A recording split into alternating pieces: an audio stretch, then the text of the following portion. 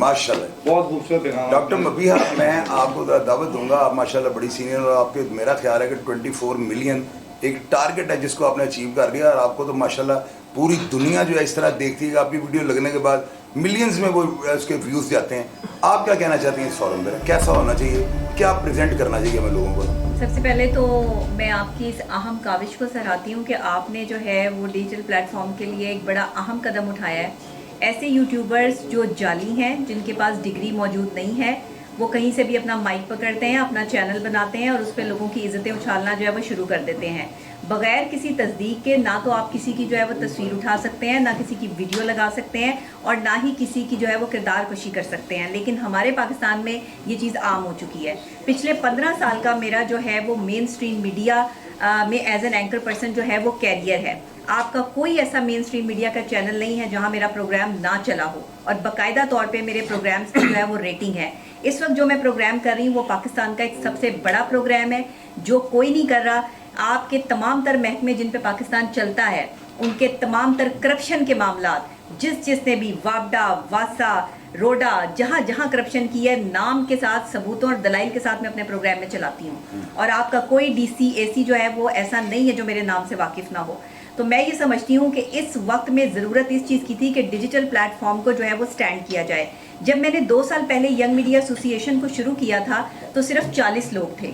जब हारिस ने जो है वो मुझे इसमें शामिल किया, उसके बाद आज हमारे पास सिर्फ लाहौर में ही जो है वो 1000 से ज़ायद यूट्यूबर्स मौजूद हैं, और पूरे पाकिस्तान में हमारे पास 2500 से ज़्यादा जो है वो यूट्यूब चैनल्स मौजूद हैं। हमने इस्लामाबाद हो, फैसलाबाद हो, गुजरांवाला हो, हर लेवल पर जो है वो अपनी तंजीम को सपोर्ट किया है, और हम इसको आगे लेके चल रहे हैं इंशाल्लाह। और बाकी के जो है वो हारिस साहब ने आपको बता ही दिया है। मैं सीनियर वाइस प्रेसिडेंट हूँ यंग मीडिया एसोसिएशन की, और मैं हमेशा अपने भाई के साथ शाना बशाना जो है वो रहती हूँ और चलती हूँ और चलती रहूँगी ऐसे ही।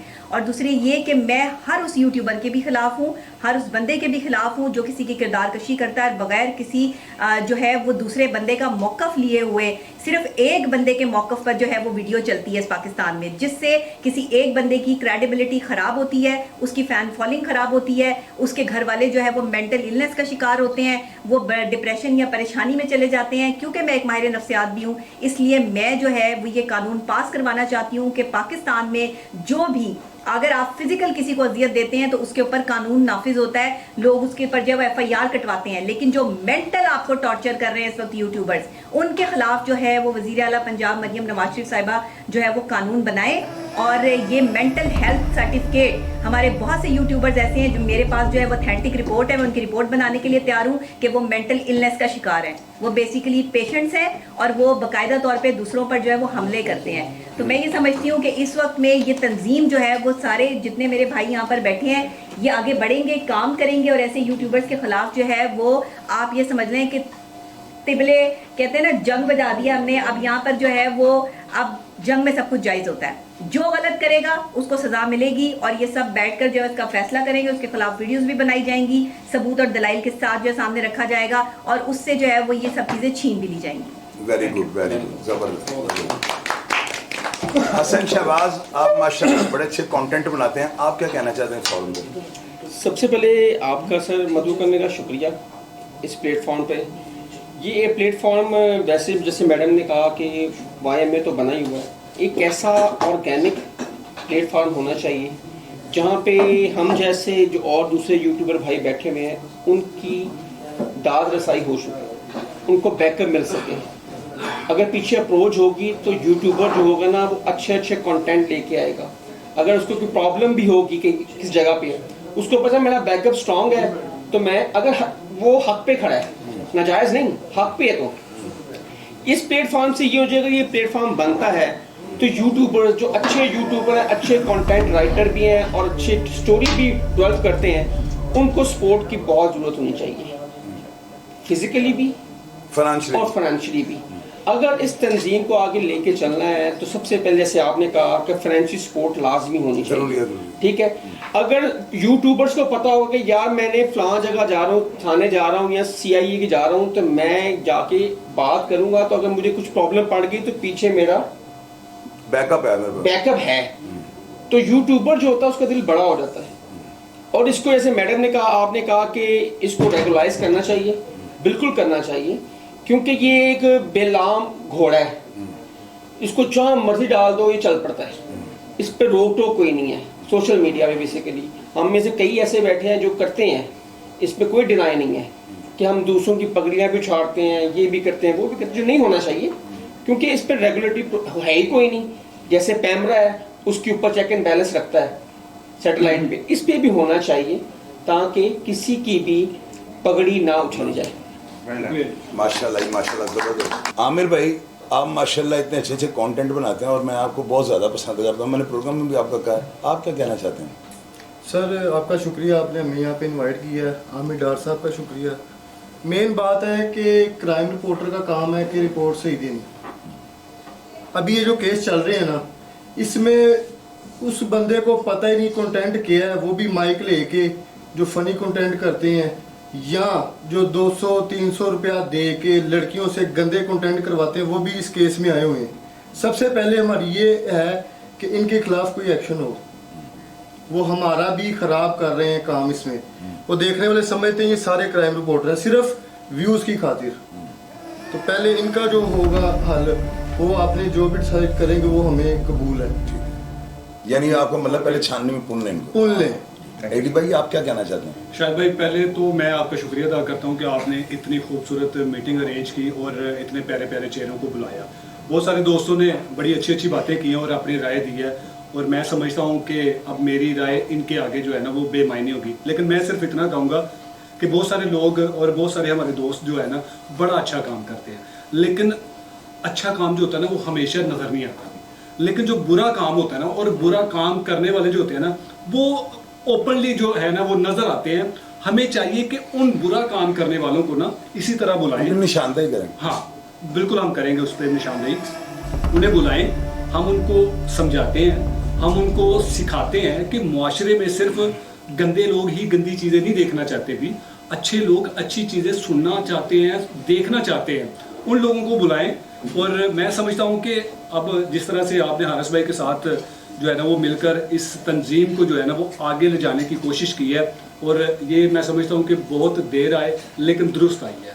آپ جیسے دوستوں کو پہلے سے ہی ایڈ ہو جانا چاہیے تھا.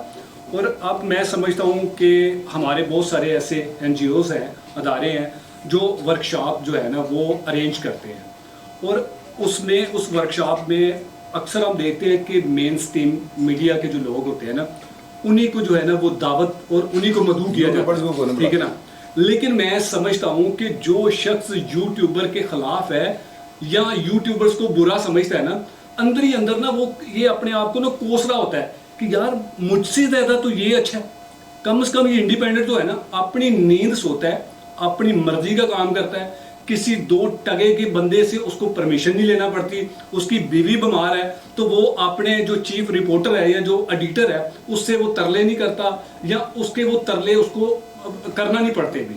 تو میں سمجھتا ہوں کہ ایسے جو ہمارے بزرگ جو جرنلسٹ ہیں ان کو ان کی بھی اصلاح کرنی چاہیے اور ان کو شامل کرنا چاہیے, تاکہ ان سے سیکھنا چاہیے اور ان کو بھی بتانا چاہیے کہ آج ڈیجیٹل دور ہے اور ہر دور کے ساتھ ساتھ نا انسان کو بدلنا چاہیے. اگر آج آپ نہ بدلیں گے تو یقین کریں کہ یہ ویسے تو ان کی لائف تو ختم ہو چکی ہے, اب مزید جو 4 دن رہ گئے ہیں نا ان کو اچھے طریقے سے گزار سکیں اور ان دوستوں کو لے کر ساتھ نا وہ سربراہ بن جائیں. آپ جیسے ہیں, عامر بھائی جیسے ہیں, حالانکہ عامر بھائی کا اس فیلڈ کے ساتھ کوئی لینا دینا نہیں ہے, ٹھیک ہے نا, اور نہ ہی وہ 2 نمبر گروہ کے سرگنا ہیں, نہ ان کو کوئی ضرورت ہے. وہ چاہتے ہیں کہ یہ جو لاوارث ڈیجیٹل میڈیا پڑا ہے نا اس کا کوئی وارث ہونا چاہیے. میں اگر انڈیپینڈنٹ کام کرتا ہوں تو میرے بارے میں بہت سارے لوگ جو ہے وہ تنقید بھی کرتے ہوں گے. جو تنقید کرتے ہیں نا میں ان سے سیکھتا ہوں کہ یار اس نے مجھ پر تنقید کی ہے, میری ایسی کون سی غلطی ہے جس پر انہوں نے مجھ پر تنقید کی ہے, تو کیوں نہ میں اس تنقید کو دیکھ کر اپنے آپ کو جو ہے نا وہ ٹھیک کرنے کی کوشش کروں. جب تک یہ چیزیں ہم اپنے اندر نہ لائیں گے میں سمجھتا ہوں کہ تب تک ہر بندہ جو ہے نا وہ اپنی انا کو لے کے چلتا رہے گا, اور جو بندہ اپنی انا کو لے کر چلے گا نا نقصان بھی وہی اٹھاتا ہے.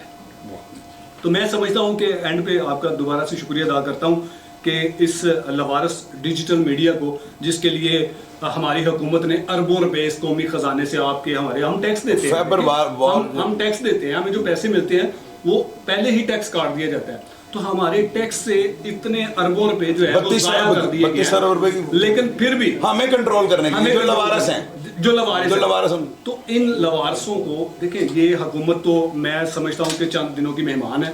जिन लोगों ने कौमी खजाने को लूटा ना, उनका भी एहतसाब होगा, और ये लवारस डिजिटल मीडिया ही करेगा, और इनको जवाब देना पड़ेगा कि आपने जो अरबों डॉलर्स, अरबों रुपए कौमी खजाने से निकाल के वो फायर वॉल या जो भी वॉल लगा दी है, तो उसका कोई फ़ायदा नहीं हुआ।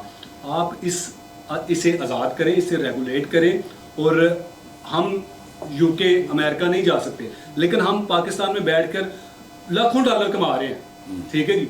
तो इसके लिए हमारे जो हुक्मरान हैं उनको भी सोचना चाहिए, और आपसे गुजारिश करूंगा कि आप इस तरह के बड़े लोगों के साथ मिलें, उनको इंगेज करें।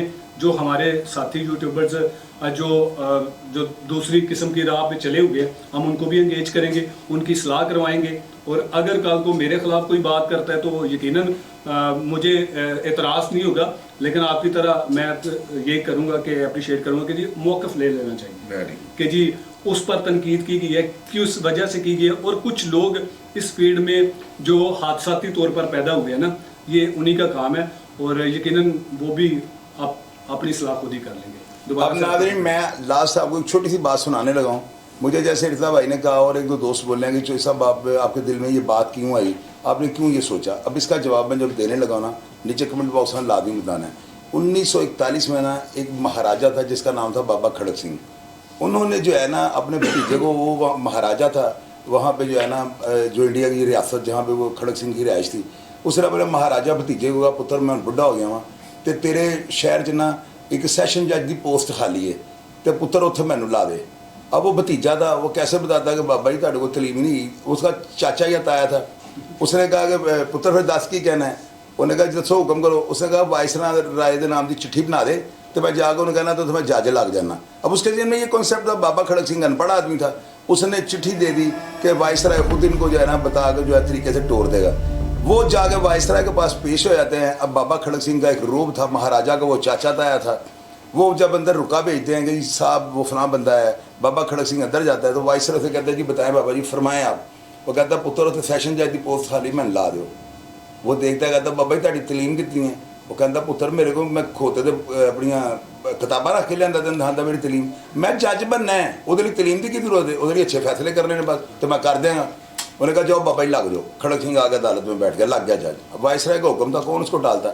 पहला फैसला कत्ल का आ जाता है।